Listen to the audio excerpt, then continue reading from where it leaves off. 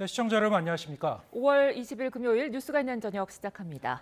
윤석열 대통령과 오늘 한국을 찾은 바이든 미국 대통령이 처음 만난 자리는 평택의 삼성 반도체 공장 앞이었습니다.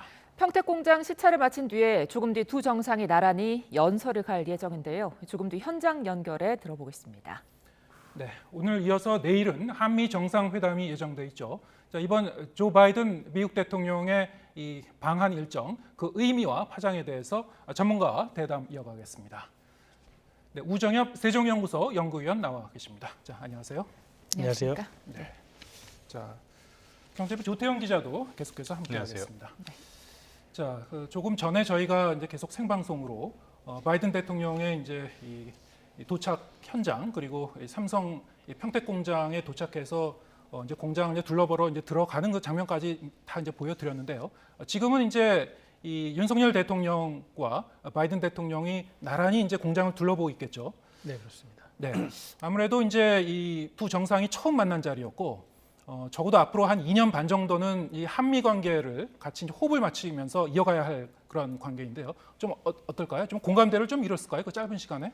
일단은 한미 간의 정상회담이 윤석열 대통령 취임 이후 이제 열 하루 만에 이루어졌다는 것은 미국 역시 한국 그 윤석열 정부에 대한 기대감이 그만큼 크다는 것을 의미한다고 할 수 있겠고요.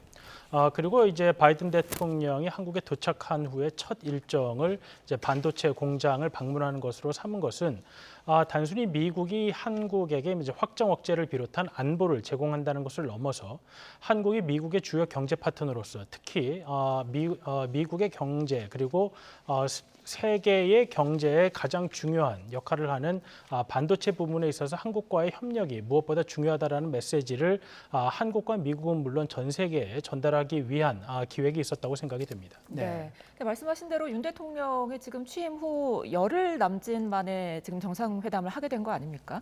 그만큼 좀 어떤 심도 깊은 준비는 덜 되지 않았을까 하는 우려도 좀 있는데 어떻게 보십니까?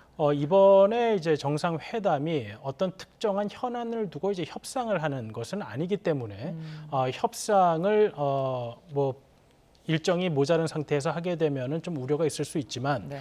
이번에 정상회담은 두 정상이 한미 동맹에 나가야 할 방향에 대해서 새로운 윤석열 정부와 확인을 하는 과정에 있기 때문에 취임 후 열 하루 만에 열리는 정상회담이라고 해서 큰 문제가 있다고 생각되지는 않습니다. 네. 네. 조태영 기자, 네. 지금 이 두 정상이 삼성 이 공장 안에서 이제 계속 좀 시찰을 하고 있는 그런 예. 과정이죠. 지금 들어간 지 한 15분 정도 된 건가요? 제가 사실 시계를 잘 못 보고 네네. 진행을 하고 있어서 정확한 시간은 모르겠는데요. 들어간 시간은 좀 많이 지난 것 같습니다. 네. 아무래도 이게 두 나라 정상이 만나서 첫 번째 일정으로 삼성전자의 한 공장을 방문한다는 게 굉장히 좀 주목을 받고 있는데요. 예. 이 평택 캠퍼스라고 하는데 여기가 축구장 한 400개 정도의 규모가 됩니다. 굉장히 커다란 규모고요. 삼성전자의 반도체 공장이 기흥과 화성, 평택에 있는데 평택이 가장 규모도 크고 가장 최신 거라고 볼 수 있습니다. 네.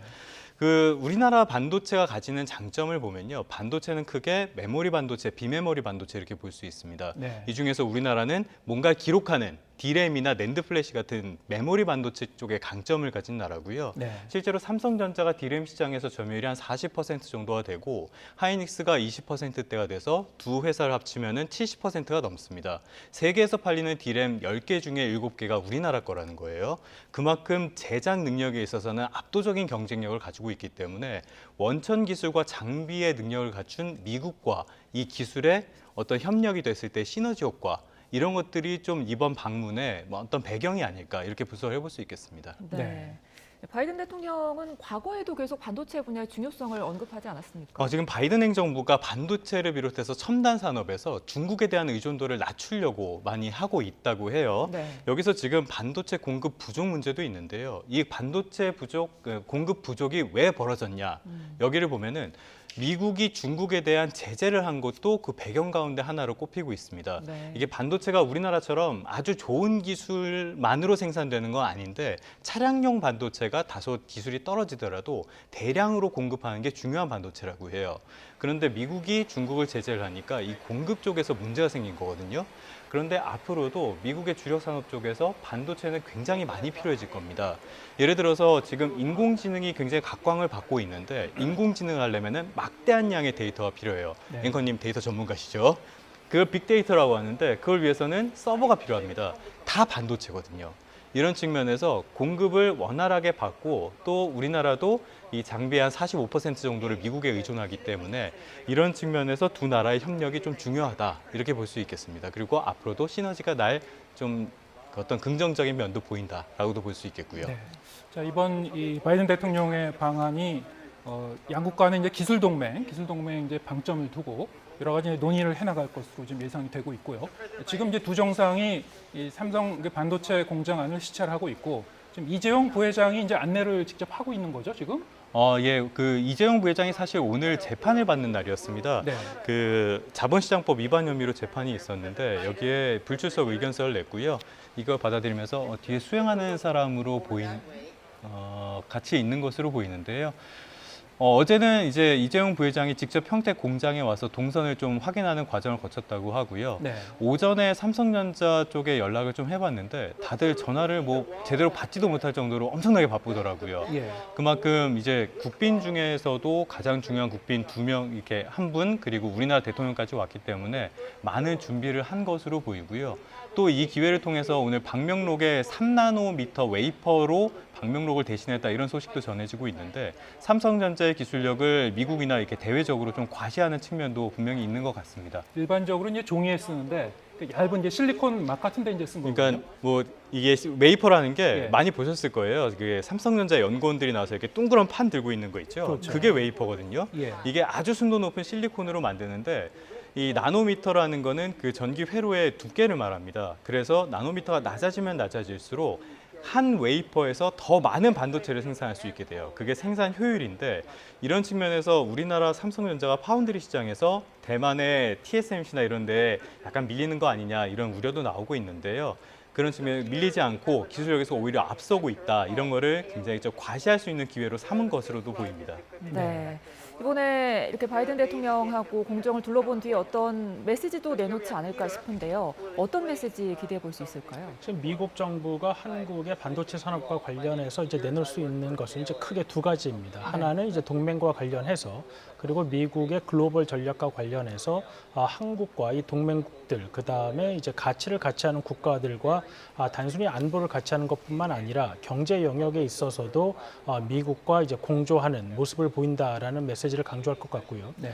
그리고 이제 바이든 대통령은 또 이제 미국 국내 정치적으로는 현재 미국 국내 자동차 산업에서 문제가 되고 있는 반도체 수급을 위해서 본인이 이제 한국 정부와 이렇게 노력을 하고 있다. 미국의 반도체 수급 문제를 해결하겠다라는 그러한 두 문제에 있어서 한국과의 동맹 관계가 그런 문제까지 해결해 준다라는 이제 메시지를 낼 것 같습니다. 이제 우리나라로서는 미국과의 이제 반도체 협력이라는 것이 이제 미국의 원천 기술을 계속해서 우리가 유입을 받고 또 우리 기술을 발전시키고 세계에서 시장 점유율을 높이고 또 우리가 이제 뭐 일본이나 대만 등의 국가와 협력도 하지만 또 내부적으로는 일본, 대만 등과 또 경쟁을 해야 되는 상황에 있어서 미국과의 공조를 강화함으로써 우리의 입지를 또 강화하는 그러한 방향으로 우리가 원하는 부분을 좀 얻는 메시지를 낼 것으로 생각이 됩니다.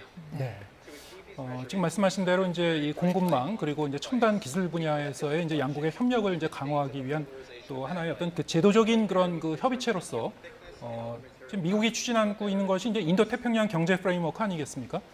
이번 이제 이 한미 정상회담에서도 이제 그 부분이 좀 논의될 것 같고요. 조금 뒤에 이제 이 두 정상이 발표하는 연설에서도 그 내용이 좀 어느 정도 구체적으로 담길지 이제 봐야 되겠습니다만, 자, 이 논의체가 기존의 뭐 FTA라든가 다른 이제 다자 이 협의체하고는 좀 성격이 좀 다른 것 같아요. 좀 설명해 주시겠습니까? 이 인도 태평양 경제 프레임워크라는 것은 어떤 무역 협정이라든가 아니면 그것을 통해서 미국 의회의 비준이 필요로 한 그런 무역 협정은 아닌 것입니다. 그렇기 네. 때문에 이것이 어떠한 미국 시장을 뭐 개방한다거나 아니면 다른 국가의 시장을 개방하는 뭐 이러한 조치는 아니고요.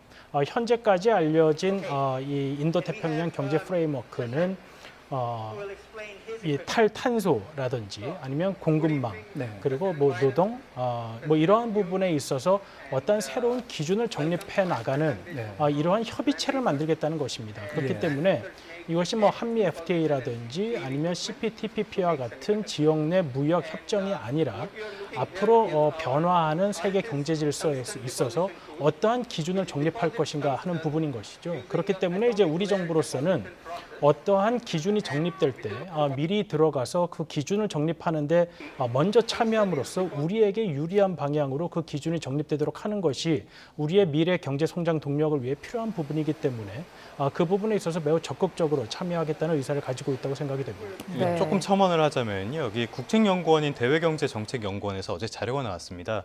지금 이런 상황에서 적극적으로 이 IPEF 논의에 참여를 해서 우리의 이해관계를 반영해야 된다. 이런 조언이 나오고 있는데요. 네. 이 중국에서 좀 반발하는 모습도 보이고 여기에 대해서 우리도 설명을 하고 있지만 이 부분에 대해서는 외교적인 노력도 해가면서 경제 발전을 위해서는 조금 적극적으로 좀 들여다봐야 되지 않을까 이렇게 볼 수 있겠습니다. 네, 뭐 말씀해주신 이런 장점도 있겠지만 그럼에도 불구하고 중국에 대한 어떤 우려도 있지 않습니까? 그제 이제 정부에서 말했듯이 이 IPEF라는 것이 중국이라는 특정 국가를 배제하기 위한 수단은 아닙니다. 이것이 기존의 경제 질서에서 담지 못했던 경제 행위에 관한 것을 이제 규제하기 위한 새로운 기준을 정립하는 것인데요. 그렇기 때문에 중국이 그 새로운 기준에 맞춰서 행동을 하겠다고 한다면 중국이라는 국가가 배제될 것은 없는 거고, 다만 중국이 이러한 새로운 기준 정립에 지금 어떤 불만 섞인 목소리를 내는 이유는 중국이 지금 어떤 경제적 성장을 영위하고 있는 질서에서 벗어나는 질서가 생기는 것이기 때문에 본인들로서는 이제 그게 마땅치 않은 것이죠. 하지만 이제 새로운 경제 질서, 탈탄소라든지 아니면 안정된 공급망이라든지 아니면 노동 기준, 아니면 이제 부패에 대한 대처, 이러한 부분은 이제 전 세계의 이제 민주주의나 자유시장 경제를 추구하는 국가들이 추구하는 가치이고 거기에 맞는 경제 행위를 하는 것이 필요하다고 생각이 되기 때문에 이제 추진하는 것입니다. 그렇기 네. 때문에 중국이라는 특정 국가를 배제하는 것이 아니라 그러한 기준에 부합하지 않는 행위를 이제 배제하고자 하는 것이죠. 그렇기 때문에 중국이 그러한 국제 기준에 맞는, 특히 규범에 맞는 질서에 부응한다고 한다면 우리가 중국을 배제할 아무런 이유는 없습니다. 네. 뭐 거듭 지금 그 설명을 하셨습니다만 이제 중국이 이제 들어오려면 들어올 수 있다. 이제 문제는 이제 그 기준을 충족하느냐인 거군요. 네, 그렇습니다. 네. 뭐 이 디지털 기술이라든가 여러 가지 뭐 지적재산권이라든가 여러 가지 그렇습니다. 예. 디지털 경제에 있어서 이제 가장 중요한 것은 저는 지적 재산권을 어떻게 법적 제도적으로 이제 보호해 주느냐 하는 네. 것인데 중국은 사실 그런 부분에 있어서 많이 이제 뒤처져 있는 상황이죠. 그리고 네. 이제 중국의 경제 발전이라는 것은 어떻게 보면 그러한 기준을 충족시키지 않을 때 이루어지는 점이 있기 때문에 이러한 기준을 이제 강조하는 질서가 생기게 되면 중국으로서는 현재까지 이루어왔던 경제의 동력을 좀 잃게 된다는 우려가 존재하는 것이 사실입니다. 네. 물론 이제 우리 정부도 이제 그 부분을 이제 이렇게 설명을 하고 있고 중국을 이제 배제하는 것은 아니다라는 부분을 이제 거듭 얘기를 하고 있습니다만 문제는 이제 중국에서 어떻게 받아들일지 이건 좀 지켜봐야 될 것 같고요. 물론 이제 중국 쪽에서도 좀 반발이 있었죠. 즉각적인 반발이 있었는데 자, 어떻습니까? 이 IPEF라는 것 자체가 인도태평양 경제 프레임워크 지금 시작 단계고 이제 룰을 만들어가는 과정이기 때문에 여러 가지로 좀 그 불확실한 부분이 많이 남아 있을 것 같아요. 우리 기업 입장에서 이게 득이 되는지 실이 되는지, 우리 경제 입장에서 이게 어떤 그 영향을 끼치는지 이것도 이제 하나하나 좀 차근차근 따져봐야 되겠죠.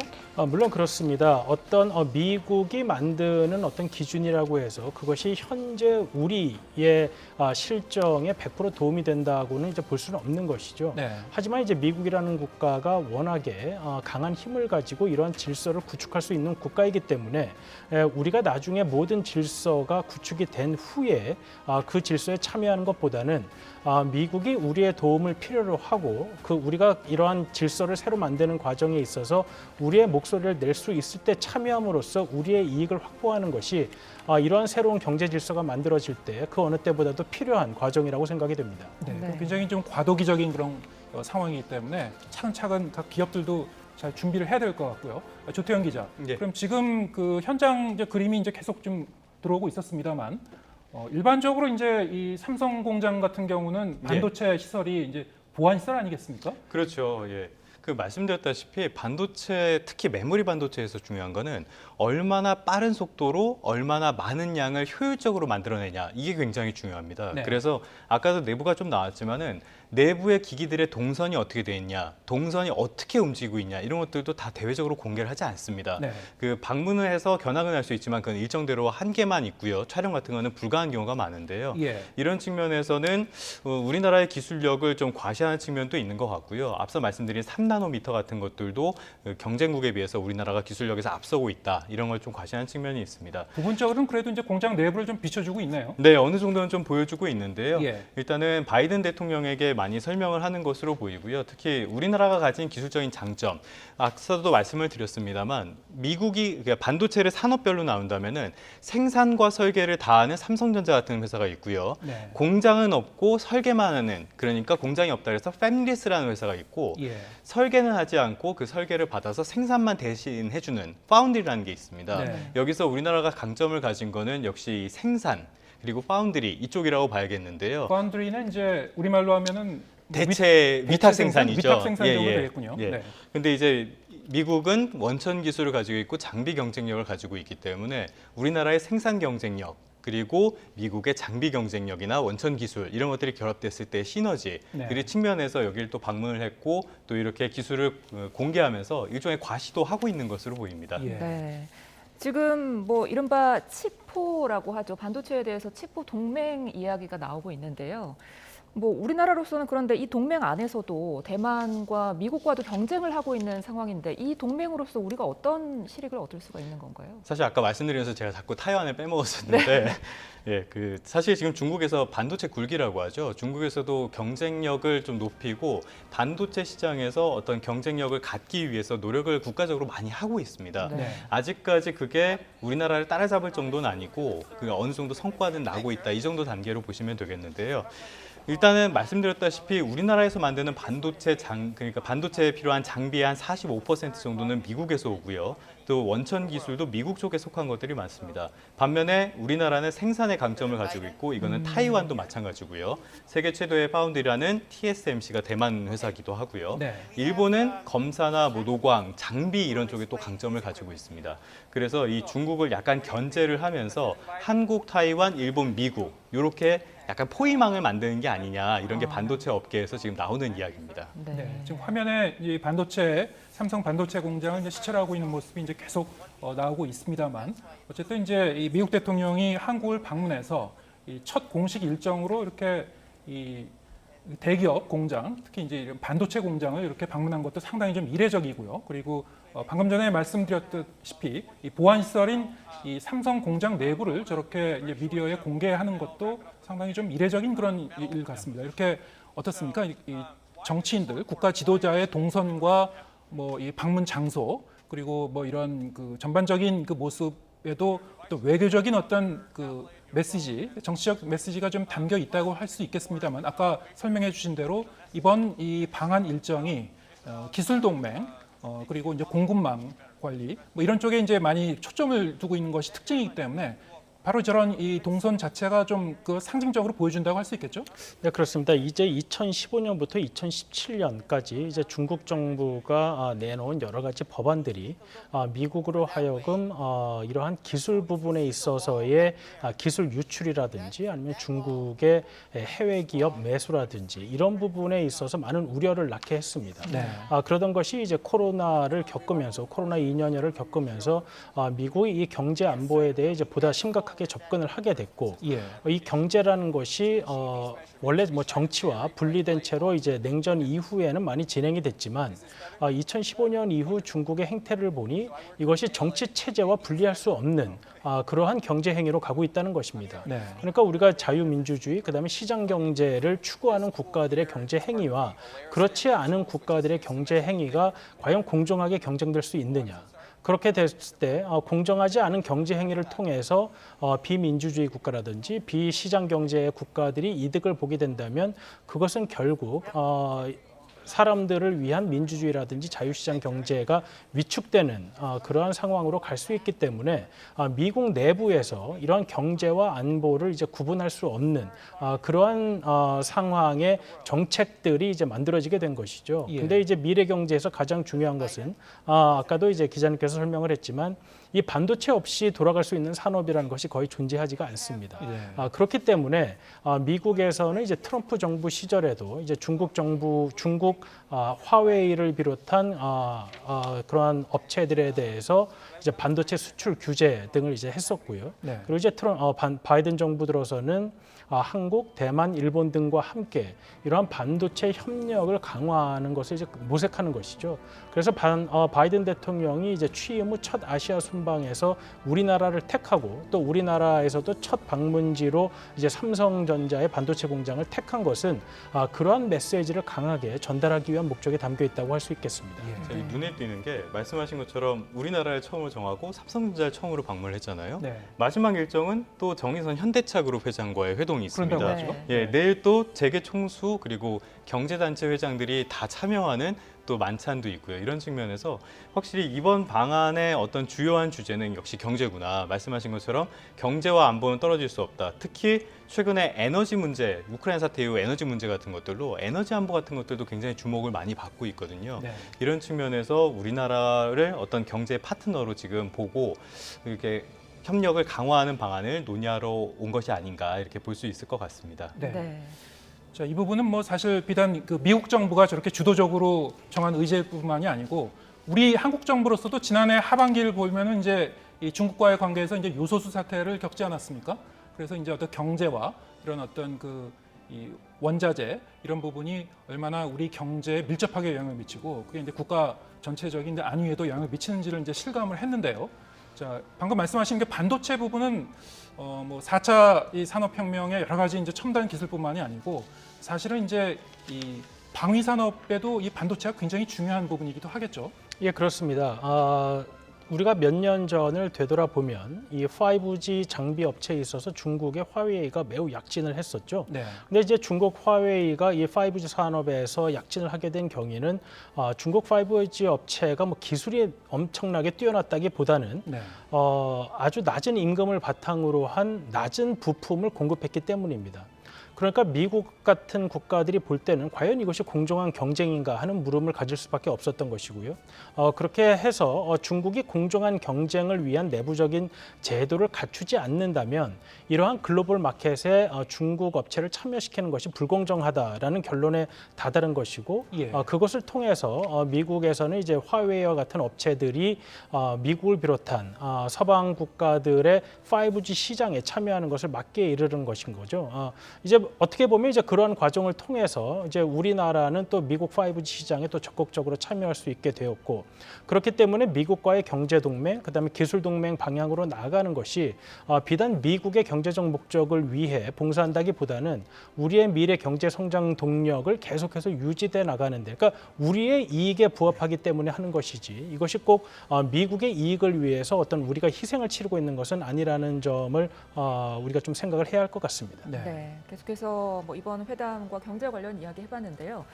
이번 회담에서 원전 이야기도 나눌 거란 말이 있더라고요. 예. 지금 일단은 내일 첫 한미 정상회담에서 해외 원전 시장에 공동 진출하거나 같이 기술을 개발하는 이런 측면의 협력 방안을 발표할 것으로 지금 전해지고 있는데요. 가장 눈에 띄는 걸 꼽아보자면은 이 SMR이라는 게 있습니다. 이름이 스몰 모듈러 리액터, 우리말로는 소형 모듈 원전이라고 하는데요. 일단 이름에도 스몰이 있으니까 작습니다. 네. 이게 기존의 발전 용량과 크기를 줄여서 그럼 뭐가 좋냐? 냉각이 쉽게 가능하고요. 모듈 형식이라서 이걸 원자로를 규격화하기도 쉽고 설치도 쉽습니다. 네. 이래서 차세대 이 원전으로 좀 주목을 많이 받고 있는데요. 일단 우리나라는 지금 완전한 수출을 한 게 좀 오래 전의 이야기고요. 미국은 1979년에 쓰리마일섬 원전 사고 이후에는 원전 건설이 좀 부진한 상태입니다. 이런 측면에서 또 두 나라의 이 원전의 기술력을 같이 시너지 효과를 낼 수 있는 이런 발전 방안을 좀 마련을 한 것 같고요. 이게 미국 쪽에서는 난색을 많이 보였다고 하는데 우리 정부가 강하게 좀 추진을 해서 성사가 된 것으로 지금은 알려져 있습니다.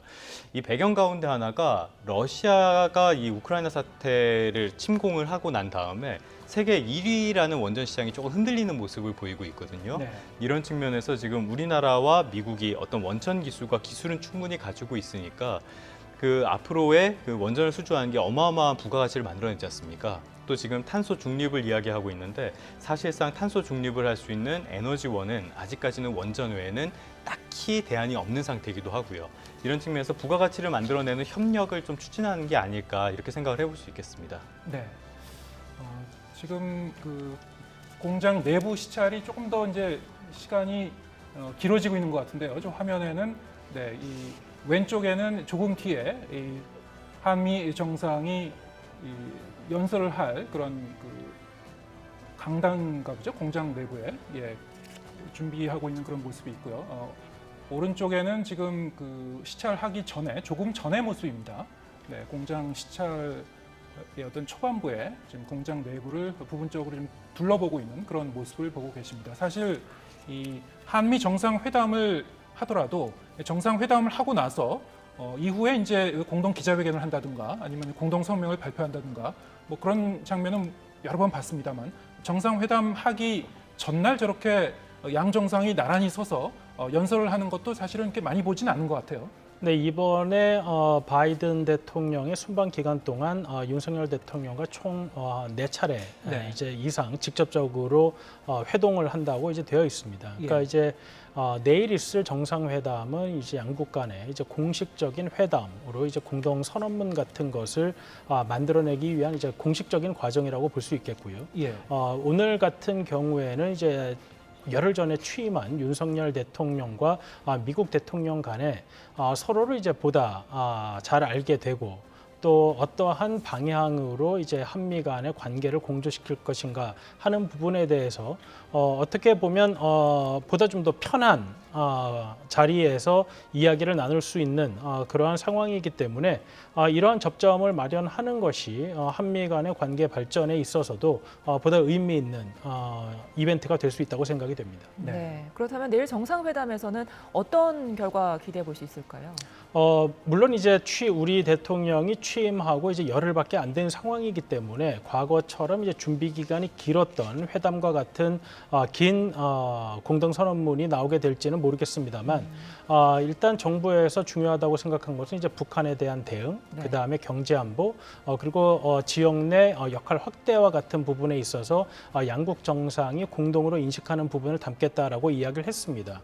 그렇기 때문에 지금 오늘 이제 반도체 공장 시찰에서 보듯이 이제 경제 안보 영역에서 두 국가가 어떻게 서로에게 윈윈이 되는 역할 분담을 할 것인지 하는 부분, 그리고 이제 인도 태평양 지역에 있어서 한국과 미국이 어떻게 이 지역 내 안정과 지역 국가들의 발전을 위해서 공헌을 할 수 있을지에 대한 부분이 담길 것이고, 또 최근 북한의 연이은 도발에 대한 대응, 이러한 부분에 있어서 한국과 미국이 어떻게 연합방위 체제를 강화하고 확장 억제 체제에 대한 결속력을 강화할 것인지, 이러한 부분들의 내용이 주로 내일 공동 선언문에 담기지 않을까 생각이 됩니다. 네. 지금 이제 공장 내부 시찰은 거의 지금 마무리되고 있는 단계로 지금 전해지고 있고요. 네. 잠시 뒤에 두 나라 정상 그리고 이재용 부회장이 좀 연단에 나와서 먼저 이제 이재용 삼성 부회장의 짤막한 그런 그 발표가 있을 거라고 하고요. 이어서 이제 이 바이든 미국 대통령의 이제 연설이 한 5분 정도 있을 걸로 지금 예상되고 있습니다. 역시 윤석열 대통령도 나란히 이제 연설이 좀 예정돼 있습니다. 자, 오늘 그 연설 그 내용에는 내일 있을 이제 한미 공동 그 선언과는 좀 다른 뭔가 이제 경제 그리고 이제 기술 이 협력에 좀 더 방점을 둔 그런 그 내용이 많이 담길 것 같고요. 이 IPEF에 대해서도 뭐 내용이 좀 나올지는 잘 모르겠습니다만 어느 정도 이제 두 나라 간의 기술 협력, 첨단 기술 분야와 이제 공급망에 관한 이제 협력에 대한 그런 그 내용이 좀 담길 걸로 예상되고 있습니다. 자, 아까도 이제 이 부분에 대해서 여러 가지로 좀 그 논의를 했습니다만 한 가지만 더 이제 질문을 드릴게요. 지금 이 IPEF하고 이제 별도로 중국이 이제 기존에 주도했었던 영내 이제 포괄적 경제 동반자 협정이 있지 않았습니까? RCEP이라고요. 근데 공교롭게도 이 RCEP에 이 참가했었던 그런 국가와 지금 이 IPF에 이제 참가하는 국가가 이제 겹쳐지는 부분이 있는 것 같아요. 중국으로서는 좀 많이 좀 불편할 것 같습니다. 이제 그 RCEP과 IFF는 이제 서로 성격이 다른 것이죠. 네. 이제 RCEP은 어떤 시장을 개방하고 어떠한 관세 정책을 취할 것인가는 이제 영내 무역 협정에 관한 그러한 이야기고, 이제 이 인도태평양 경제 프레임워크는 어떠한 새로운 질서를 만들어 나갈 것인가를 협의하는 협의체입니다. 그렇기 때문에 이제 무역 협정과 이 협의체는 일단 성격이 다른 것이고요. 그 다음에 그 무역 협정에 들어가 있다고 해서 이 인도태평양 경제 프레임워크와 서로 이제 배타적인 관계에 있는 것은 아닙니다. 네. 다만 이제 그 RCEP에서 규정하고 있는 경제 행위라는 것은 어떻게 보면 새로운 경제 행위라기보다는 기존의 무역, 그러니까 물자의 교환에 관한 것이라고 본다면, 이제 인도태평양 경제 프레임워크에서 다루고자 하는 것은 디지털 경제, 그리고 이제 새로운 기준 설정, 그러니까 노동과 부패, 탈탄소 이러한 부분을 규정하기 위한 것이기 때문에 네. 그 두 부분이 서로 뭐 충돌이 된다기보다는 예. RCEP에 의한 무역 협정도 그거대로 진행이 되고, 또 이제 인도태평양 경제 프레임워크에 참여하는 국가들은 그러한 새로운 경제 질서를 만드는데 보다 일찍 참여해서 본인들의 이익을 확보하고자 하는 그러한 동기가 담겨 있다고 볼 수 있겠습니다. 네. 이제 조금 뒤면 두 나라 정상과 이재용 부회장이 연단에 오를 것으로 보이는데요. 이번 바이든 대통령의 첫 방한, 혹시 그 전과 비교해서 뭐 눈에 띄는 게 있을까요? 아무래도 뭐 저는 경제부 기자니까요. 네. 경제 쪽에 많은 방점을 찍었다는 게 가장 눈에 많이 들어오고요. 네. 그 삼성전자를 첫 방문지로 정했다. 그 다음에 내일은 재계 총수들을 일제히 만난다는 점, 그리고 마지막에 정의선 회장과 만난다는 점도 다 눈에 띄는 점이라고 볼 수 있겠습니다.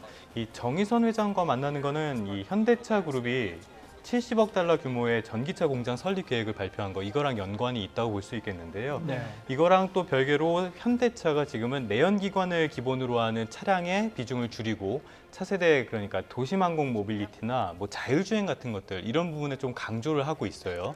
이런 측면에서 이런 기술에 대한 협력 그리고 교환 같은 것들을 좀 강조하는 자리가 될 것으로 보이고요.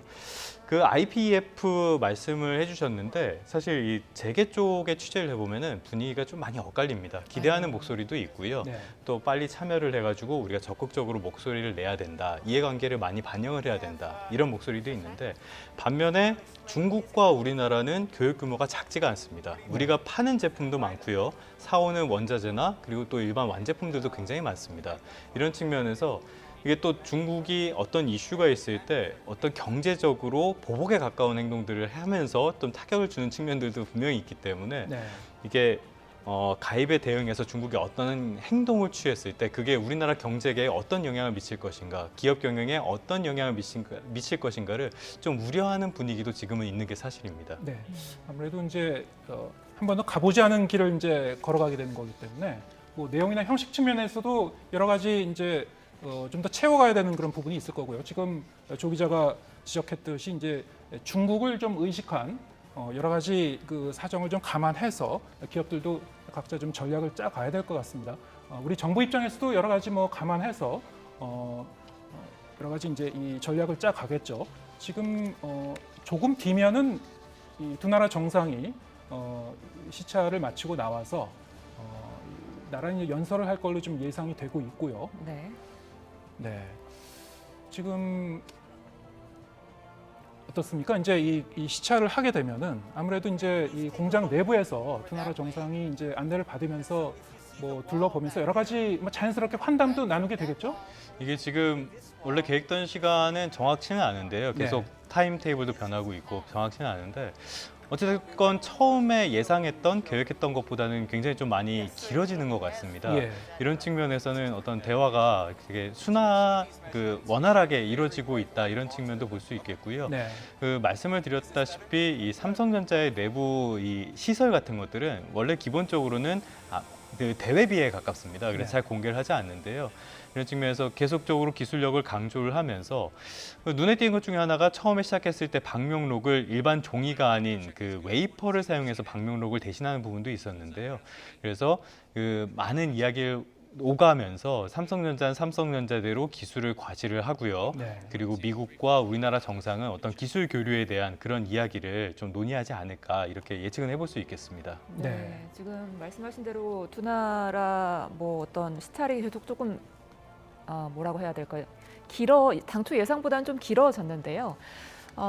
조 바이든 대통령이 엉클조라는 별명도 있고 두 대통령이 다 외향적인 성격의 좀 털털한 편이다 이런 성격 평가를 받지 않습니까? 그만큼 두 나라 정상의 어떤 이야기가 좀 잘 통할 수도 있다고 볼까요?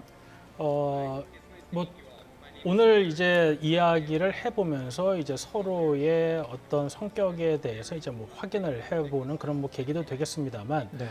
두 대통령의 어떤 화법에 있어서 가장 큰 특징이라고 한다면, 본인이 생각하는 바를 크게 둘러 말하지 않는다는 데 있는 것 같습니다. 직설적이다.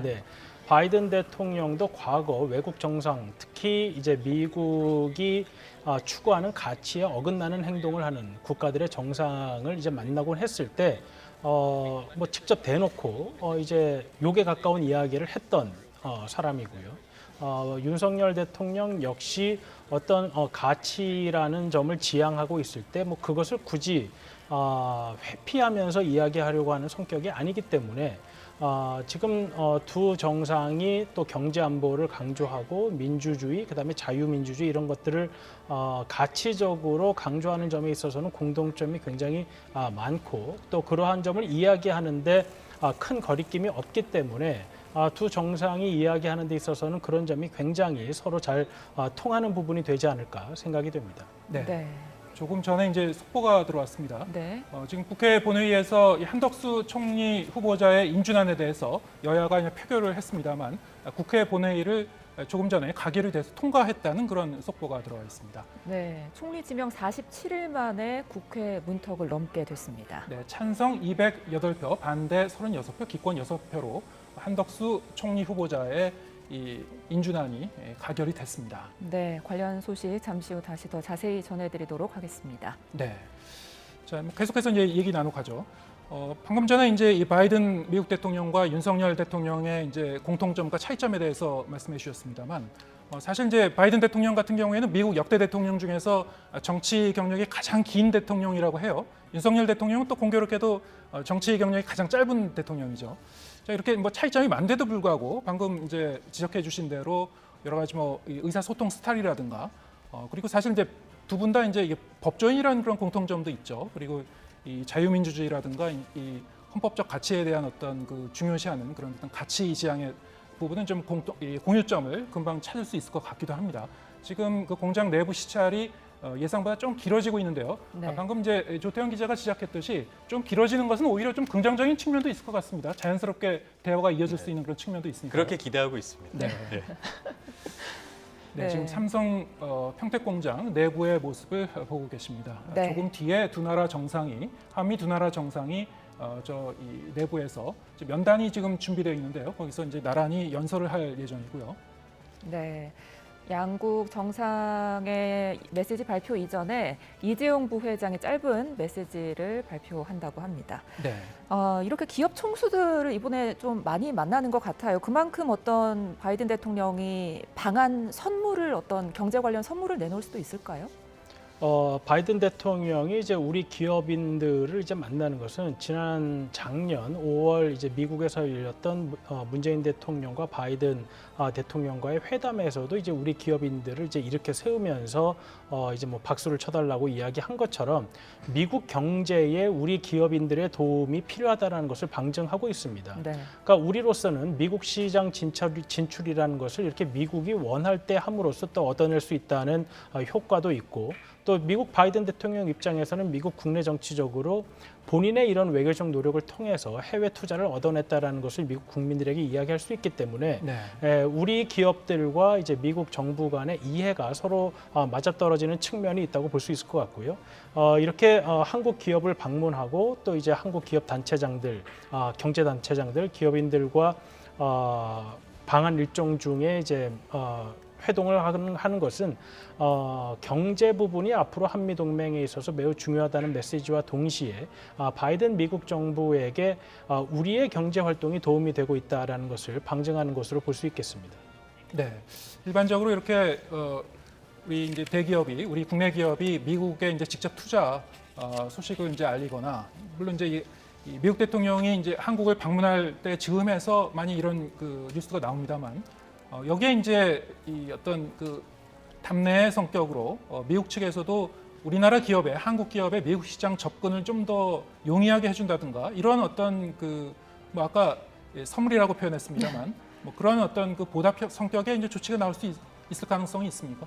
그러니까 우리 기업이 이제 미국에 진출을 하는 것은 단순히 미국 정부의 요청이나 아니면 뭐 한국과 미국 정부 간의 관계를 매끄럽게 하기 위한 조치는 아니고 네. 기업 자체로 봤을 때 그것이 이득이 되기 때문에 결정한다고 볼 수 있겠습니다. 경영 전략상의 판단이기도 하군요. 네, 그렇습니다. 그러니까 미국에 이렇게 진출하는 것이 우리 기업의 이익에 맞는 것이고 또 그에 상응하는 조치들을 미국에서 제공을 하기 때문에 우리 기업 역시 그러한 결정을 하는 것이죠. 네.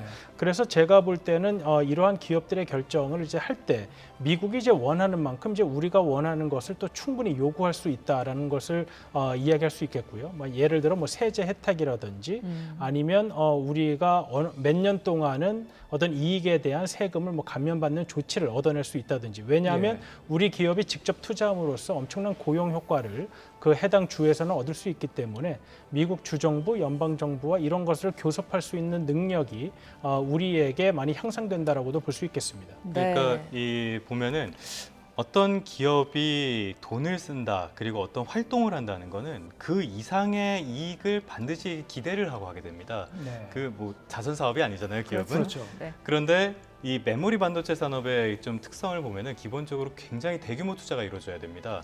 그래서 이런 것들은 생산 라인을 만드는데요. 지금 평택만 해도 여기에 생산 라인이 3가지가 있거든요. 네. 이게 한두 푼으로 만들어지는 게 아닙니다. 적게는 수천억이 들어가고요. 조 단위의 돈이 들어가는데 그러면은 이 과정에서 투자가 이루어지고요. 거기서 인력이 고용이 됩니다. 이게 그 공급망이 조금 그렇게 긴 편은 아니지만 반도체라는 게 그래도 막대한 고용과 경기의 부양 효과가 생기기 때문에 미국 측면에서는 이런 직접적인 투자가 굉장히 반가울 수밖에 없고요. 특히 지금 미국은 제조업이 그렇게 아주 활발한 상황은 아니기 때문에요. 그리고 교수님 말씀하신 것처럼 우리나라 측면에서도 기업들은 당연히 거기에 대해서 어떤 반대급부를 당연히 요구를 할 것이고 그게 이익이 될 거라고 보기 때문에 투자를 하는 겁니다. 네. 그렇게 봐야 되기 때문에 어떤 이것도 일종의 시너지 효과라고 봐야겠죠. 네, 삼성전자가 또 미국에 대규모 공장을 짓는다고도 하죠. 맞습니다. 그 지금 한 20조 원이었나요? 그 정도 대규모 그 투자를 이야기를 하고 있는데요. 네. 지난 그 5월 미국에서 열린 한미 정상회담에서 국내 기업들이 한 44조 원 정도의 이야기 그 투자 선물을 내놨습니다. 보따리를 풀었죠. 네. 그런 측면이 있었고요. 이제 확인됐는데 삼성전자가 한 20조 원 규모의 파운드리 공장 착공 계획을 이번에 좀 구체화할 거다 이런 관측도 나오고 있습니다. 파운드리는 어떤 그 설계가 돼 있는 제품을 우리가 위탁 생산해주는 개념인데요. 삼성전자에서 이거를 계속적으로 성장 동력으로 삼으려고 하고 있고요. 이런 측면에서는 우리가 어떤 혜택도 받고 투자도 하고 해서 서로가 다 좋을 수 있는 그런 어떤 경영적인 결정을 한 것이 아닌가 이렇게 볼 수 있겠습니다. 네. 지금 현장음이 들어오는 걸 보면 곧 시작을 할 것 같죠? 네. 네, 이재용 부회장이 연단에 이제 입장을 했고요. 네. 먼저 이제 이재용 부회장의 뭐 한 1분 정도의 짤막한 연설이 예상되고 있습니다. Good evening. Oh, I have to. Good evening, ladies and gentlemen. It is a great honor 안녕하십니까 to 여러분. welcome President Biden, 바이든 President 미국 Yoon, and many distinguished 대통령. guests to our Pyeongtaek Semiconductor Campus today, 삼성의 the largest 평택 and 반도체 most advanced 공장 fabrication 방문을 site 환영합니다. in the world. 세계 최대의 Over a 반도체 quarter 생산 century ago, 기지라 할수 Samsung 있는 became the 평택에 first 와주신 것에 대해서 international 환영 company 말씀을 드립니다. to make semiconductors 삼성은 in the United States. 미국에서 We highly value our 삼성은 friendship 세계 and 최대의 look forward to 반도체 continuing our special 생산 relationship. 시설을 운영하고 있고 Semiconductors 또한 are 미국과 engines of the 아주 modern world. 긴밀한 그런 driving growth 경제 관계를 and 유지하고 있습니다. opportunity for all. 반도체는 세계 enable 경제의 people around the 성장을 globe 견인하고 있습니다. to have 또한 equitable access to the 많은 internet 국가들이 and its 인터넷에 vast 대한 database of knowledge 접근을 반도체를 and they 이용해서 하고 있고 advance 또 인터넷을 business 제공하고 있는 productivity 많은 on all 데이터베이스, fronts. 지식의 데이터베이스를 활용해서 This innovation 여러 분야에 걸쳐서 is 비즈니스 possible 활동을 영위하고 with 있습니다. your 이러한 모든 devotion. 첨단 So 기술은 thank you, 여러 Team Samsung. 분들의 어떤 South 헌신과 많은 노력에 the United 기인한다고 States 볼 수 and 있겠습니다. around the 여러분들께 감사의 말씀드립니다. It is now 삼성은 my great honor and 미국, pleasure to 그리고 또 전 welcome 세계 our 각국과 아주 president. 중요한 관계를 갖고 있습니다. Ladies and gentlemen, 지금 please join me 여러분들께 welcoming President 미국의 Yoon 그 and 대통령과 President Biden. 미국의 바이든 대통령과 한국의 윤석열 대통령을 소개해드리는 바입니다.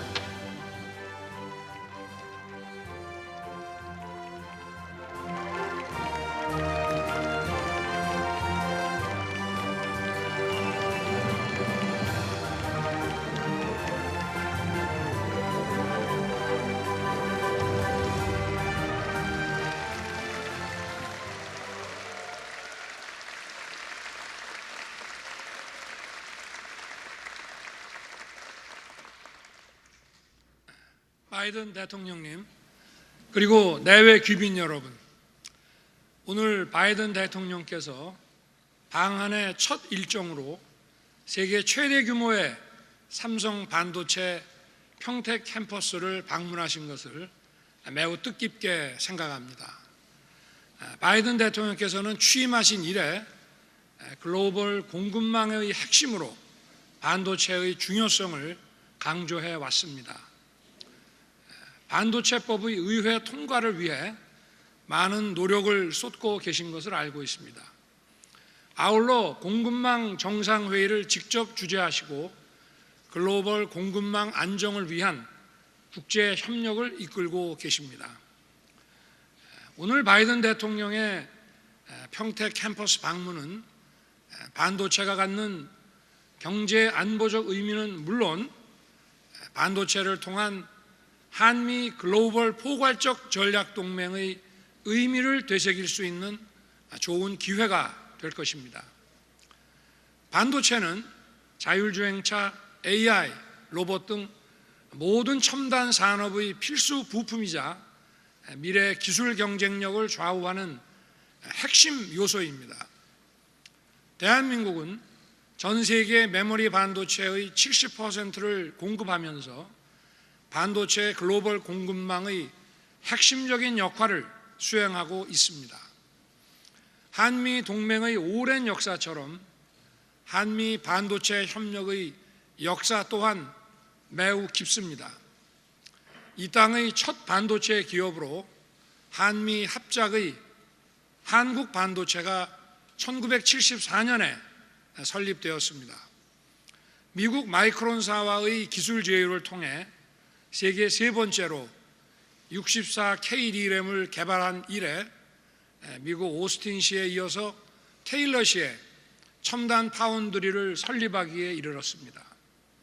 램 리서치, 듀폰 등 미국의 반도체 소재 장비 업체들도 한국 투자를 통해 한국 반도체 업체와의 협업을 강화하고 있습니다. 동시에 한미 정부 간 반도체 협력도 활발히 진행되고 있습니다. 작년 말 출범한 한미 반도체 파트너십 대화를 통해 반도체 공급망 협력은 물론 투자, 인력, 기술 협력 사업도 진행되고 있습니다. 저는 반도체가 우리 미래를 책임질 국가 안보 자산이라고 생각하면서 과감한 인센티브와 필요한 지원을 아끼지 않을 계획입니다.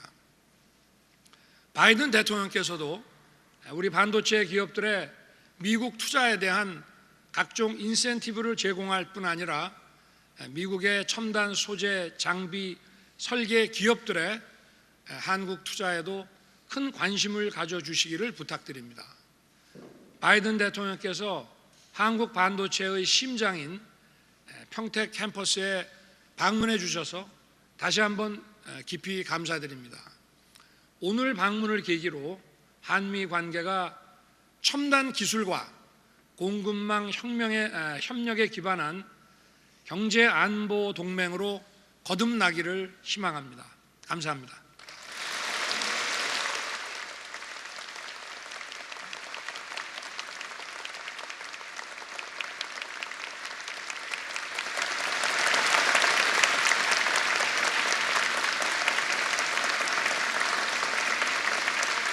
Mr. President, 윤석열 Thank 대통령 you. 감사합니다. thank you. You're very generous. Thank you very 매우 much. 관대한 President, 말씀을 thank you for that 해주셨습니다. introduction. It's wonderful to be back 소개 in the 말씀 Republic of Korea. 감사드립니다. 한국에 이렇게 돌아오게 돼서 굉장히 기쁘게 생각합니다. 윤 대통령님, 이런 아름다운 날에 저를 환대해 주셔서 다시 영광스럽게 생각하고 또 대통령으로 선출된 점에 대해서 축하의 말씀을 드립니다. 또 취임도 성공하신 점 축하드립니다. 며칠간에 걸쳐서 저희가 서로 더 잘 이해하게 되기를 기대합니다. 그리고 앞으로 그 한미 동맹 관계를 더욱더 발전시킬 수 있게 되기를 바랍니다. 이 부회장님께서 삼성의 반도체 생산 기지에 저희를 초대해 주셔서 감사드립니다. 제 방한 일정에 아주 중요한 의미를 가졌습니다. 왜냐하면 우리 양국이 많은 기술적인 혁신을 함께 협력해서 이어나갈 수 있을 계기가 될 거라고 봅니다. 지금 앞에 앉아 계신 저희 상무장관께서 이런 데 있어서 중요한 역할을 할 거라고 생각합니다. 한국이 세계 최첨단 그런 생산복 라인을 갖고 있고 반도체 생산복 라인을 갖고 있고 또 설계와 생산에 있어서 한국이 많은 우위를 갖고 있습니다. 반도체는 우리 경제의 중요한 동력이 되고 있습니다. 특히 스마트폰이랄지 아니면 의료 진단기기에도 많은 역할을 하고 있습니다.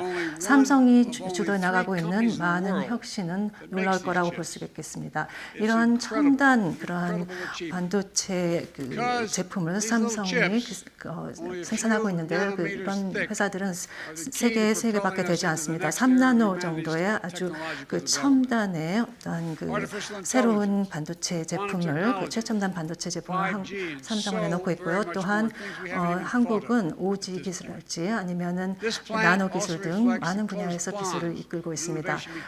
우리 한미 간의 어떤 많은 기술 동맹을 이용해서 앞으로 더욱더 세계에 발전할 거라고 생각합니다. 한국이 생산하고 있는 칩들은 미국에서 설계한 것들이 많습니다. 그래서 우리가 기술적인 노하우를 공유하면서 양국의 아주 핵심적 역할을 하고 있는 이러한 반도체 칩들을 만들어내고 있는 것이고요. 이것이 글로벌 경제에 아주 핵심적인 역할을 하고 있다고 생각합니다. 삼성은 지난 5월 미국의 두 번째 파운드를 구축하기 위한 20조 원의 투자를 발표한 바 있습니다. 그래서 지금 여기 평택에서 본 것 같은 그런 비슷한 파운드리를 텍사스의 타일러시에 앞으로 구축하고 거기서 생산을 이어나갈 것에 대해서 발표를 했는데요. 굉장히 감사하게 생각하고 있습니다. 3,000명의 새로운 하이텍 일자리가 생길 것이고요. 또 삼성이 이미 미국에서 유지하고 있는 2만 명의 일자리에 더욱더 숫자가 늘어날 것이라고 생각합니다.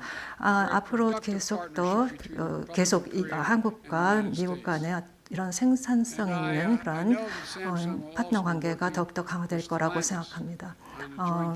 또 삼성이 배터리를 전기차를 위한 배터리를 생산하기 위한 투자를 계획하고 있습니다. 이러한 투자를 통해서 양국이 더 클린 에너지의 미래를 구현해 나갈 것으로 생각하고요. 또 경제적인 성장과 에너지 안보 그리고 또 깨끗한 환경을 위한 목표의 달성에 한 번 더 나아갈 거라고 생각합니다. 이런 것은 아주 스마트한 그런 투자 결정을 예정이고요.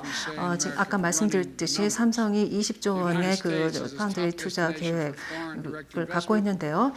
지금 미국이 한국의 그 해외 그 직접 투자에 굉장히 많은 그러한 투자를 직접 유치하고 있습니다. 왜냐하면 굉장히 뛰어난 기술 수준의 인력이 있기 때문이죠.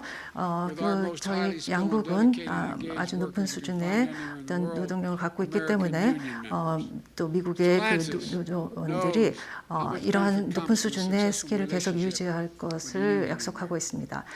그래서 저희 미국의 그 노조들은 그 마이컬리와 미국 자동차 노조원들 간의 어떤 협력 관계를 강화하고 있는 등 우리 그 높은 수준의 그 노조원들이 제공하고 있는 노동력을 통해서 또 더 많은 것을 기대할 수 있을 거라고 봅니다. 또 다른 분야에서도 많은 투자들이 한국 기업에서 계획되고 있습니다. 이런 투자 계획들이 효율적으로 전개될 수 있기를 바랍니다. 왜냐하면 그 투자 기업으로서는 가장 높은 그런 투자 이익을 기대하기 때문이죠. 또 미국은 높은 수준의 노동력도 가고 있지만 또 혁신의 그 기업가 정신을 제공하고 있습니다. 많은 기업들이 갖고 있는 그 아이디어와 또한 그들의 투자를 보호해 줄 거라는 것을 미국에서는 기대할 수 있습니다. 저희는 1조 달러 정도를 통해서 미국 내의 그 인프라를 업그레이드할 계획을 갖고 있습니다. 이건 10년에 걸쳐서 진행이 될 것이고요. 또한 R&D에 대한 투자도 더욱더 강화할 것입니다. 칩색이라는 것을 통해서 미국 반도체 산업을 진흥시키기 위한 그러한 계획을 미국 정부는 갖고 있습니다. 우리 양국은 그 첨단의 기술을 공유할 수 있고 또한 그 많은 첨단 시설들을 각국에 운영하고 있습니다. 그래서 미국과 한국의 기업들은 전 세계 경제에서 서플라이 체인의 어떤 보건력 그리고 또한 그 안보 이런 것들을 강화할 수 있다면 굉장히 양국에 많은 이득이 될 것이라고 생각합니다. 코로나 사태로 인해서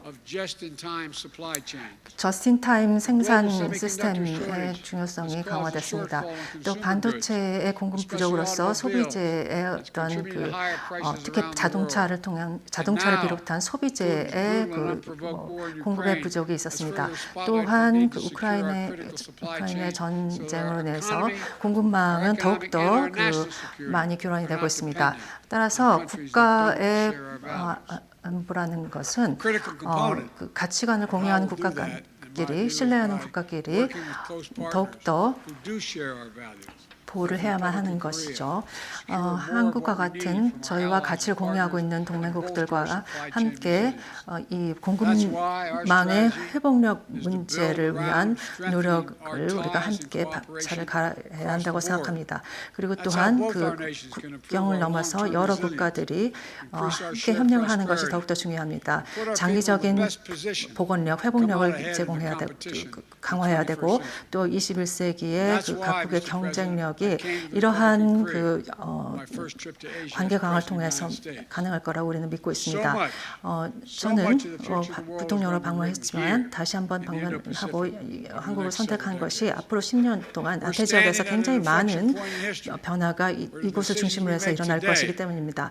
우리는 지금 내리는 결정이 앞으로 세계의 우리의 후손에게 엄청난 영향을 가져올 거라는 것을 알고 있기 때문에 이 민주주의를 채택하고 있는 국가들이 특히 한국과 같은 나라, 삼성과 같은 기업을 갖고 있는 한국 같은 나라에서 기술 혁신이 앞으로 계속 활발하게 전개되고 또 양국이 기술 동맹을 통한 경제 안보를 위한 협력을 위해서 노력을 할 때 그러한 앞으로의 더 많은 발전이 기대된다고 저는 믿습니다. 윤 대통령과 제가 앞으로 제 일정을 앞으로 함께 소화하면서 또 앞으로 몇 개월 동안 계속 입장을 조율하면서 이런 점에 대해서 깊게 고민할 것입니다. 왜냐하면 양국의 동맹 강화야말로 아태 지역과 전 세계의 안정과 평화 또한 번영에 굉장히 중요하다고 저희는 믿고 있기 때문입니다. 윤 대통령께서 이렇게 저를 이 자리에 초청해 주신 점 다시 한번 감사의 말씀드립니다.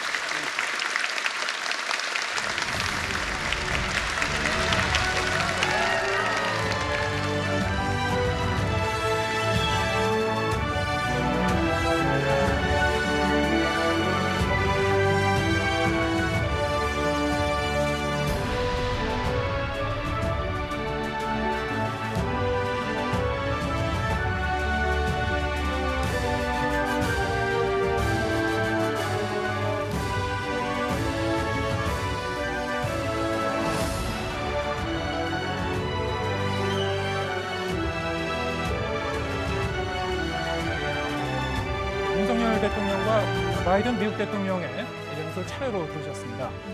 네, 예상대로 바이든 대통령의 이제 연설 내용을 보면요, 일단 이제 삼성의 이제 기술력에 대해서도 이제 언급을 했고요. 그리고 뭐 반도체 기술의 어떤 중요성, 또 이제 양국 간의 어떤 공급망과 기술 협력, 기술 동맹의 중요성, 다 이제 조목조목 지적을 했죠. 어떻게 들으셨습니까? 지금 말씀하신 그러한 내용들, 그러니까 경제에 있어서 이제 반도체 산업이 중요하고 또 이제 한국과 삼성이라는 업체의 반도체 기술, 그다음에 그 중요성에 대해서 이야기를 했고 또 이제 말미에는 가치를 공유하는 국가들 사이에서 협력하는 것이 경제 안보에 있어서 매우 중요한 요인이라는 점을 강조했습니다. 그렇기 때문에 이것이 단순히 경제 부문에 있어서의 특히 뭐 반도체 수급과 관련한 그러한 논의라기보다는 앞으로 이런 회복력 있는 공급력을 계속해서 유지하고 또 안보와 직결되는 영역에 있어서의 경제 활동을 협력하는 데 있어서는 단순히 경제적인 요소뿐만 아니라 이렇게 가치를 공유, 자유민주주의와 시장경제라는 가치를 공유하는 국가들끼리의 신뢰가 무엇보다 중요하다는 점을 강조했기 때문에 내일 정상회담에서 공식적 정상회담에서 나올 공동선언문도 이러한 두 정상의 인식을 바탕으로 한 문장들이 포함되지 않을까 생각을 해볼 수 있겠습니다. 네, 그 윤석열 대통령의 메시지를 들어보면요, 포괄적 전략 동맹의 의미를 되새길 수 있는 기회라는 말을 하시더라고요. 근데 단순한 뭐 한미 동맹보다 윤 정부 들어서 포괄적 전략 동맹이란 말을 더 자주 쓰는 것 같아요. 윤석열 대통령이 이제 선거 기간에도 이제 경제 안보라는 것을 매우 강조했고 또 이제 한국의 역할이 이제 한반도를 넘어서 국제사회에 기여하는 부분에 대해서도 많은 이야기를 했었습니다. 그래서 포괄적 전략 동맹이라는 것은 한미 간의 동맹이 물론 미국의 어떤 한국에 대한 안보 제공이라는 측면에서 시작된 것은 분명하지만 이것이 단순히 경제 교류를 확대하는 것을 넘어서 가치와 비전을 공유하면서 지역적인 범위를 넘어서는, 그러니까 깊이와 넓이를 모두 추구하는 전략적인 동맹으로 이제 나아갈 것이다. 거기에는 한국이라는 우리나라가 이제 그 정도의 위상으로 발전을 했고 그런 역할을 할 수 있다라는 자신감에 기반을 했고 또 미국과의 이런 포괄적 전략 동맹으로서의 확대가 우리의 이익에 부합된다라는 판단에 기인하고 있기 때문에 이번 바이든 대통령과의 정상회담을 통해서 윤석열 대통령은 이런 포괄적 전략 동맹으로서의 전환에 보다 더 많은 노력을 기울일 것으로 생각이 됩니다. 포괄적 전략 동맹이라는 개념은 사실 이제 이번에 처음 나온 개념은 아닐 테고요. 이 문재인 정부 시절에도 이제 한미 정상회담에서 이런 부분이 논의되긴 했었죠. 당시에는 이제 이 전반적으로 어떤 그 개념적인 그 방향성을 제시했던 것 같은데 조금 더 이제 구체화되는 그런 느낌이 있습니다. 이제 작년 5월 이제 정상회담 때 이제 약 4페이지에 해당하는 공동 선언문이 나왔고 한반도 부분을 제외한 이제 약 3페이지 반 정도의 내용은 우리가 다루게 될 여러 가지 양국 간의 기술 협력이라든지 경제 안보에 관련한 이야기들이 있었습니다.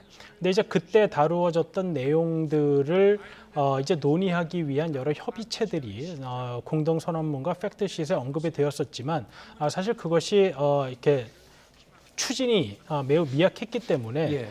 이제 앞으로 이제 윤석열 정부에서 바이든 정부가 이제 추진해야 될 것들은 이러한 개념적인 부분뿐만 아니라 실제적인 행동에 있어서 어떻게 추진해 나갈 것인가 하는 부분들이 과제로 이제 남아 있고 그러한 부분들을 수행해 나가면서 보다 심화된 동맹으로 발전할 수 있다라고 생각이 됩니다. 네, 좀 더 구체화된 어떤 동맹 관계 같은데요. 조태현 기자 어떻습니까? 경제부 기자로서 어떻게 좀 더 꽂히는 네. 대목이라고 할까요? 그런 대목 있으셨나요? 공급망 문제를 여러 번 말씀하시더라고요. 네. 지금 사실 미국 경제에 대한 우려가 좀 있는 편입니다. 지난 1분기에 성장률이 마이너스를 기록해서 예상과 다르게 좀 역성장을 보이는 부분이 있었거든요. 이게 기본적으로 영향을 미친 게 공급망 때문에 생산이 제대로 되지 않는 문제가 있고요. 공급이 제대로 되지 않으니까 물가는 오르게 되겠죠. 네. 그러니까 이런 문제가 있었고 물가가 오르면은 기준금리 인상으로 물가를 좀 잡을 수밖에 없습니다. 근데 기준금리를 올리게 되면은 시중의 유동성, 그러니까 자금이 줄어들기 때문에 경기에는 또 부정적인 영향을 미칠 가능성이 커집니다. 그래서 지금 연준에서는 미국 경제가 경착륙할 가능성은 별로 없다 이렇게 전망을 하고 있지만 시장에서 그 말을 100% 신뢰하지는 않는 분위기가 강하거든요. 네. 이런 측면에서 이런 경제적인 위기를 좀 벗어나기 위해서는 가장 중요한 게 역시 투자를 유치하는 거라고 볼 수 있겠습니다. 투자를 유치해가지고 기업이 공장을 세우면은 거기서 양질의 고용을 창출하게 되는 게 굉장히 중요하기 때문에 이런 측면에서 여러 차례 강조를 한 것으로 보이고요. 윤석열 대통령이 인센티브나 이런 것들이 좀 기대된다 이런 이야기도 했는데 이번 좀 기회로 해서 양국의 경제 영역이 조금 더 확대되는 계기가 됐으면 하는 바람은 있습니다. 네. 박사님 어떻습니까? 지금 뭐 한미 이 동맹이 뭐 한 70년 가까이 이렇게 좀 계속 유지되어 왔는데 그동안에는 이제 안보 분야에 주로 이제 방점을 뒀고 물론 이제 경제 협력 분야에도 이제 강조점을 뒀고요. 이번에 이렇게 뭐 공급망이라든가 기술 협력 분야로 이제 점점 확장해가는 그런 단계이지 않습니까? 이게 뭐 방금 이 양국 간의 이 협력을 한 단계 좀 업그레이드 시키는 그런 측면에서 말씀해 주셨습니다만 어떤 뭐 그 한미 동맹의 어떤 그 역사적인 어떤 그 전환이랄까 뭐 이런 의미도 좀 찾아볼 수 있겠네요. 과거에는 이제 우리가 미국의 안보 제공을 이제 일방적으로 이제 받아들이는 차원에 있었다고 한다면 네. 이번에 바이든 대통령이 삼성 공장을 방문하면서 내비쳤던 기대처럼 우리가 미국에게 대등한 입장에서 제공할 수 있는 것들이 많이 생겼다라는 점을 확인을 할 수가 있습니다. 예. 이렇게 대등한 관계가 되게 되면 우리가 일방적으로 우리의 어떤 독립성을 해치는 그러한 안보 동맹 관계라기보다는 보다 대등하게 우리의 이익을 추구하면서 협의할 수 있는 대등한 협의체로서의 동맹이 되기 때문에 네. 이 포괄적 전략 동맹으로서의 발전이라는 것은 단순히 안보 동맹에서 경제 동맹, 가치 동맹으로서의 성격 전환뿐만 아니라 미국과 한국 간의 관계에서도 보다 대등한 위치에 설 수 있다는 것을 의미하기 때문에 윤석열 정부에서 추구하고 있는 보다 당당한 외교 기조에도 맞다고 생각이 됩니다. 네, 뭐 우리의 이익을 추구하면서 외교를 해 나갈 것이다 이런 말씀해 주셨는데요. 아까 윤석열 대통령이 미국도 인센티브를 뭐 제공할 것이라 기대한다 이런 말 하지 않았습니까? 뭐 단순히 우리의 기대인지 아니면 이런 공식 석상에서 한 말이니까 뭐 물밑에서 어떤 협의가 있어서 나온 말인지 어떻게 생각해 볼 수 있을까요? 미국의 이 의사결정 구조를 보면 연방 정부가 제공할 수 있는 혜택이라는 게 사실 상당히 제한적입니다. 네. 그러니까 이제 우리나라 같은 경우에는 이제 중앙 정부에서 해외 투자를 유치하기 위한 여러 가지 제도적 법적 기반을 제공할 수 있지만 미국은 예를 들어 텍사스 주에 삼성이 공장을 짓게 되면 그 협상 대상이 이제 연방 정부라기보다는 오히려 텍사스 주정부와 가깝습니다. 그렇기 때문에 미국 대통령을 상대한다고 해도 결국에 또 협상은 주정부, 시정부와 이제 해야 되는 부분이 있어서 네. 아마 윤석열 대통령이 이제 인센티브를 제공하게 될 것이다라고 이제 확정적으로 이제 이야기하지 못한 부분은 아마도 이제 그런 부분에 대한 충분한 고려가 있기 때문이 아닌가 생각이 됩니다. 예, 알겠습니다. 경제 분야 그리고 기술 협력도 물론 매우 중요한데요. 아무래도 이제 내일 그 정상회담에서는 이제 북한 문제도 중요한 의제로 이제 논의가 되겠죠. 네. 지금 뭐 북한의 이제 핵실험도 조만간 있을 것이라는 그 예상이 나오고 있고 여러 가지 이제 한반도 정세도 이제 굉장히 복잡한데요. 어떻습니까? 우리 정부 입장에서는 이제 이른바 이제 핵우산이라고 하죠. 확장 억제력 이 부분을 좀 더 정교하게 가져갈 것을 이제 논의할 것으로 예상이 되는데 이번 정상회담에서 그 부분에 있어서 어떤 좀 더 이전과는 다른 맞춤식 전략이 좀 나올 수 있을까요? 단기적으로 현재 북한이 하고 있는 도발에 대한 단기적 대응을 모색한다기보다는 지난 5년 동안 확장 억제에 관한 논의가 한미 간에 매우 그 대화의 수준이 약해졌습니다. 그렇기 때문에 일단 중요한 것은 한미 간에 이제 확장 억제에 관한 논의를 어떻게 정상화시키고 다시 강화할 것인가 하는 부분이 될 것 같고요. 네. 그러한 차원에서 어떤 단기적인 대응 마련보다는 앞으로 한미 동맹이 어떠한 차원에서 북한의 대응에 관한 방법을 모색하는 그러한 제도 아니면 협의체들을 정규화하고 강화할 것인지에 대한 이야기가 나올 것 같습니다. 그렇기 때문에 내일 아마 공동선언문에서는 미국이 어떠한 방식으로 이제 확장 억제를 제공할 것인지 그리고 그러한 논의를 어떻게 강화할 것인지 이러한 방향성에 대한 문장들이 공동선언문에 포함되지 않을까 생각을 해볼 수 있겠습니다. 예, 알겠습니다. 앞서 저희가 이제 두 정상의 이 평택 삼성 반도체 공장의 이제 시찰 모습 그리고 연설 장면도 이제 현장 모습을 전해드렸습니다만 이제 조 바이든 미국 대통령은 이제 첫날 공식 일정을 모두 마치고 이제 서울의 이제 숙소로 이제 이동할 예정입니다. 자, 이 조 바이든 미국 대통령의 이제 첫날 일정은 이제 마무리가 됐고 내일도 이제 한미 정상회담 이어서 계속 이제 공식 일정이 이어지는데요. 이와 관련해서 대통령실로 가보겠습니다. 조은지 기자. 네, 용산 대통령실입니다. 네, 이렇게 미국 바이든 대통령이 공식 방한해서 2박 3일 일정이 이제 시작됐는데요. 다시 한번 이제 도착 순간부터 정리를 해볼까요? 네, 미국 바이든 대통령은 오후 5시 22분 미 대통령 전용기인 에어포스 1을 타고 오산 미군 기지에 도착을 했습니다. 지난해 1월에 취임한 이후 한국에 방문한 건 이번이 처음이고요. 미국 대통령으로는 2019년에 한국에 왔던 트럼프 전 대통령 이후 3년 만입니다. 윤석열 대통령 취임 열흘 만의 방한이기도 합니다. 바이든 대통령은 한국 땅에 내린 지 10여 분 만에 검정 마스크와 선글라스를 쓰고 모습을 드러냈고요. 외교부 박진 장관의 영접을 받았습니다. 지나 러먼도 미 상무장관과 함께 미군 관계자들과 일일이 악수하면서 10분 정도 환담했습니다. 이후 첫 번째 일정으로 인근 평택의 삼성전자 반도체 공장으로 전용 차량을 타고 이동해 오후 6시 10분쯤 도착했고요. 미리 정문에서 기다리던 윤석열 대통령이 직접 영접했습니다. 처음 얼굴을 맞댄 두 정상은 22초 정도 손을 놓지 않고 대화했고 기념 촬영도 했습니다. 서로 어깨를 가볍게 두드리고 등에 손을 얹는 등 자연스러운 스킨십도 눈길을 끌었습니다. 이후 두 정상은 이재용 삼성전자 부회장의 안내를 받으면서 세계 최대의 반도체 공장인 평택 캠퍼스를 정해진 시간을 넘겨 22분 동안 구석구석 시찰했습니다. 네, 두 정상 반도체 협력을 주제로 공동 연설을 했는데요. 그 내용도 좀 정리해 주시죠. 네, 사실 대통령은 일정이 곧 메시지입니다. 첫 일정으로 나란히 반도체 공장을 찾으면서 양국이 반도체 동반자 관계다라는 점을 부각시켰는데요. 한미 기술 동맹의 시작을 알렸다는 평가입니다.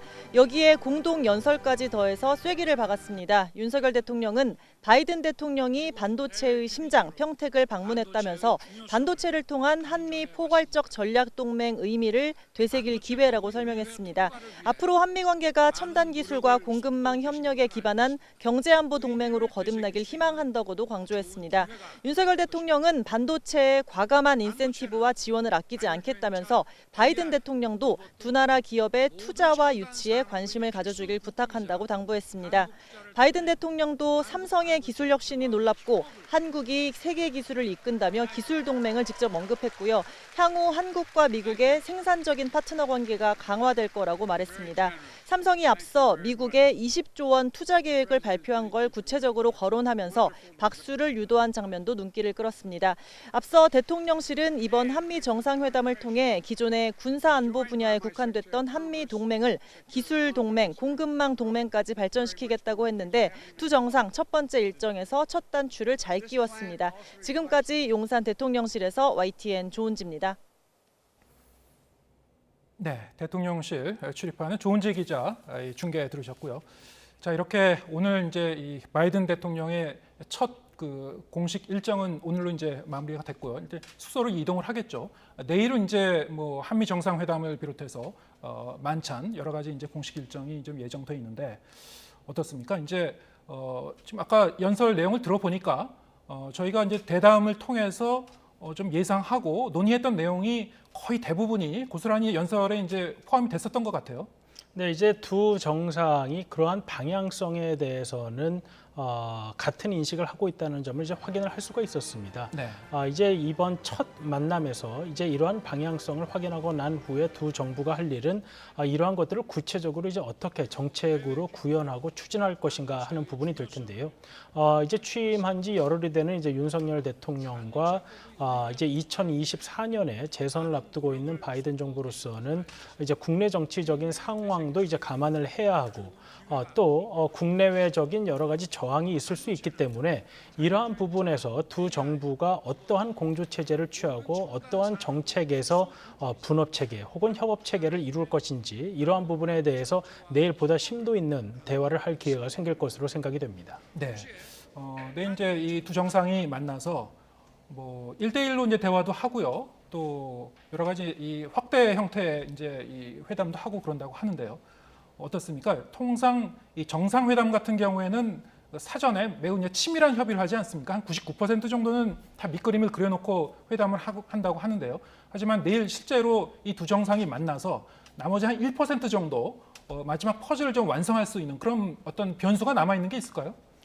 사실 이번에는 어떤 구체적 현안에 대한 협상을 위한 정상회담이 아니었기 때문에 아마 네. 대부분은 이제 완성이 되어 있는 상태일 것입니다. 네. 그렇기 때문에 내일 어떤 확대 정상회담이나 이런 부분에서도 두 정부 간에 조율되지 않는 부분을 조율하기 위한 막판 협상이라기보다는 앞으로 어떠한 정책에서 어떠한 협력 체계를 이끌어 나갈 것인가에 대한 보다 미래지향적인 대화가 이제 많을 것으로 생각이 됩니다. 네, 알겠습니다. 네, 우정엽 세종연구소 연구위원 그리고 경제부 조태훈 기자와 함께했습니다. 고맙습니다. 고맙습니다.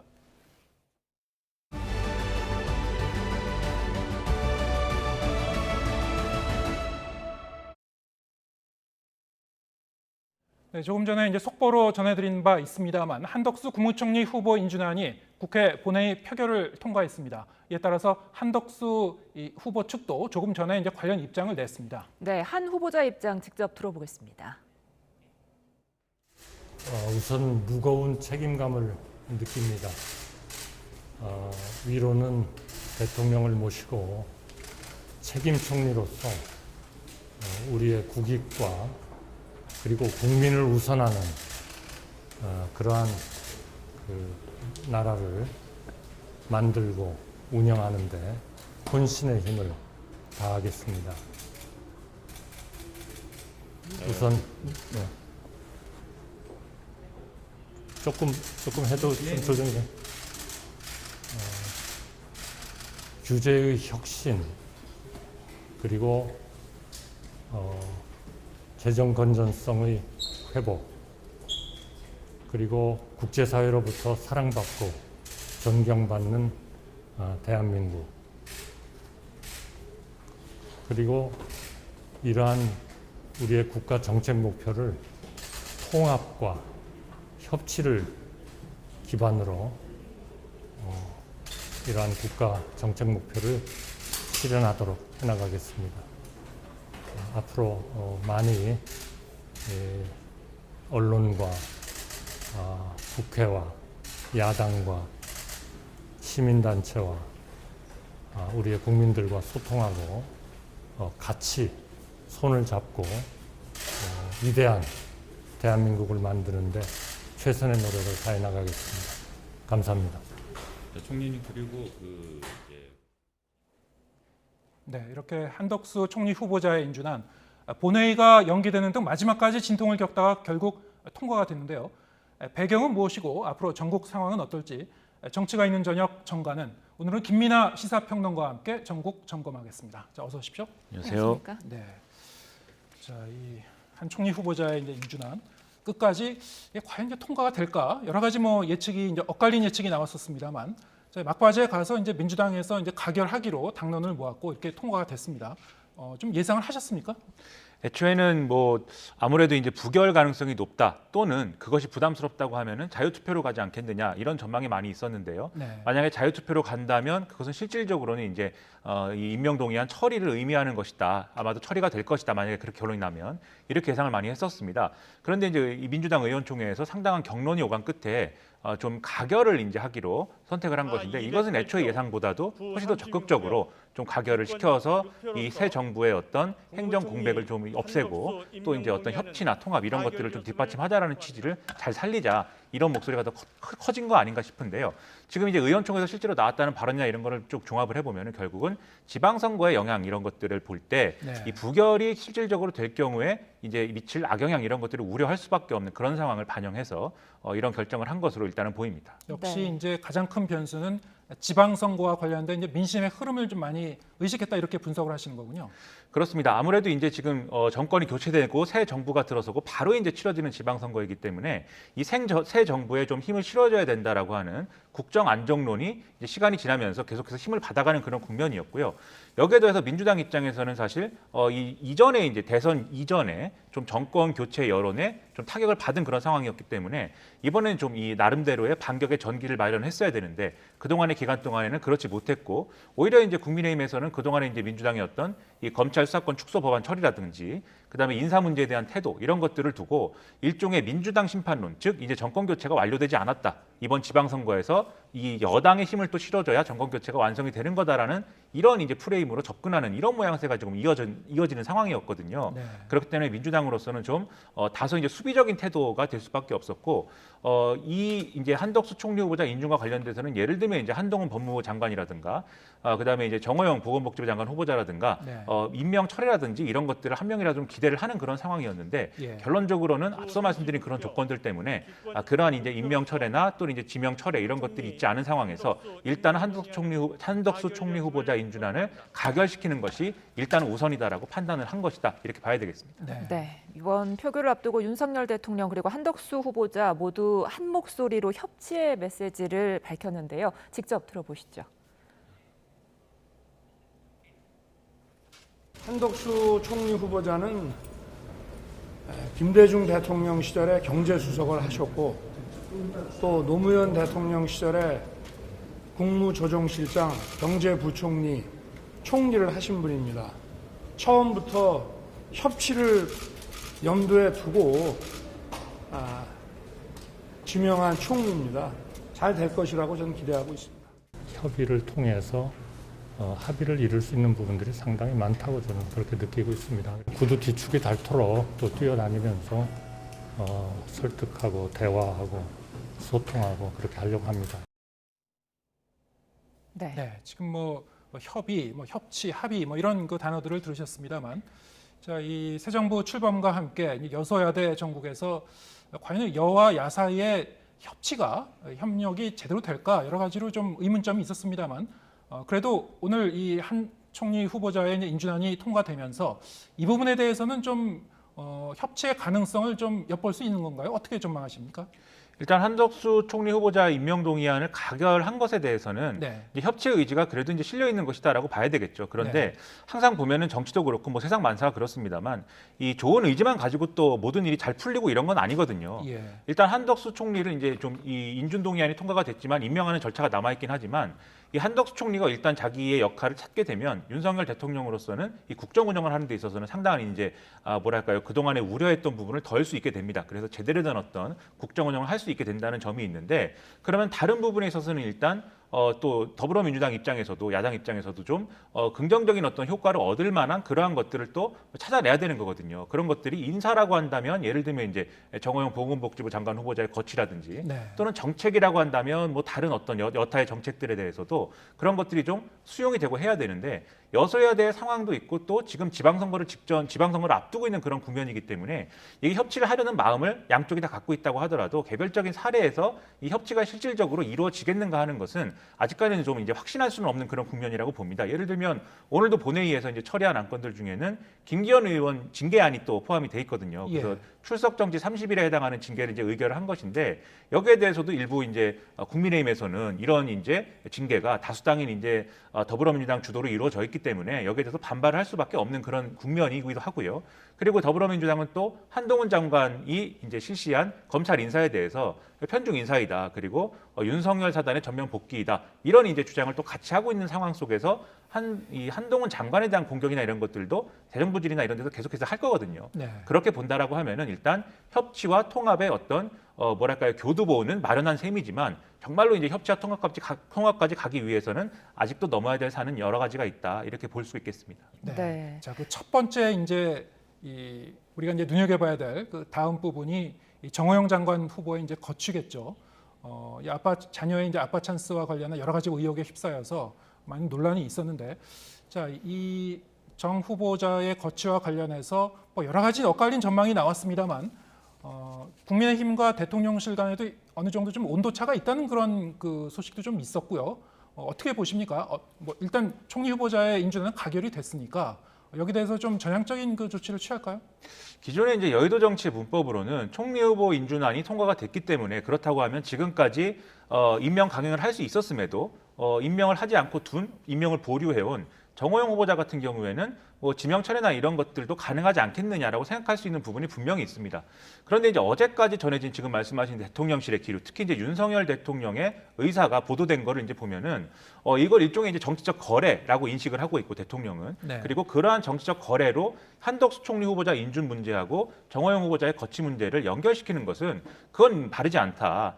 그것은 뭐 본인의 생각과는 이 차이가 있다. 오히려 인사청문회에서 정호영 후보자가 여러 가지로 뭐 부정을 저질렀다든지 이런 것들에 대한 팩트라든가 이런 것들이 확인이 안 된 거 아니냐라는 입장이 여전히 강력하다. 네. 이게 이제 어제까지 보도의 내용이거든요. 그렇기 때문에 아마도 이제 대통령이 나름대로의 결단을 내려서 한덕수 총리 임명이 가능해졌기 때문에 정호영 후보자에 대한 지명 철회를 한달지 이렇게 갈 가능성은 다소 이제 낮아 보이고요. 그래서 당장 이런 결정이 내려지기는 어려울 것 같고 일단은 주말을 거치고 지금 이제 중요한 일정들이 있으니까 네. 한미 정상들이 만나고 있는 이런 일정도 있으니까 일단 이런 일정을 소화하고 난 다음에 아마도 나름대로 이런 정리를 시도하지 않을까 이런 생각입니다. 네. 그렇다면 정호영 후보자 임명을 강행한다면 향후 전국 상황은 어떻게 전망하십니까? 임명을 강행하게 되면 이제 더불어민주당이 굳이 이렇게 한덕수 총리 후보자 임명 동의안을 처리를 했는데 그럼에도 불구하고 협치라든가 통합이라든가 이런 데에서는 이제 좀 긍정적인 효과를 기대하기는 어려운 상황이 될 거고요.